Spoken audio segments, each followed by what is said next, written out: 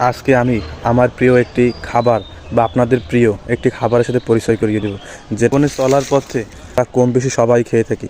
কেউ খায় পিছন দিয়ে, কেউ খায় সামনে দিয়ে। এই সেই খাবারটি দেখতেই পারতেছেন আমার পিছনে। আর এই খাবারটা আমরা বেশি খেয়ে থাকি আমাদের আত্মীয় স্বজনের কাছ থেকে। তারা সুযোগ পাইলে আমাদের পিছন থেকে এইটা ভরে দেয়। অনেক সুস্বাদু ও নমনীয় সবুজ প্রকৃতির একটা খাবার, যেটা আমাদের শেষ বিদায়ের যে ঘর, সে ঘরের ছাউনি হিসেবেও আমাদের এই জিনিসটি কাজে লাগে। দেখুন,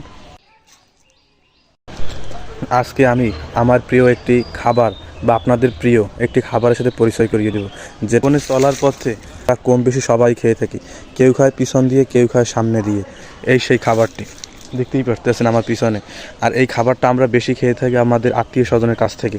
তারা সুযোগ পাইলে আমাদের পিছন থেকে এইটা ভরে দেয়। অনেক সুস্বাদু ও নমনীয় সবুজ প্রকৃতির একটা খাবার, যেটা আমাদের শেষ বিদায়ের যে ঘর, সে ঘরের ছাউনি হিসেবেও আমাদের এই জিনিসটি কাজে লাগে। দেখুন।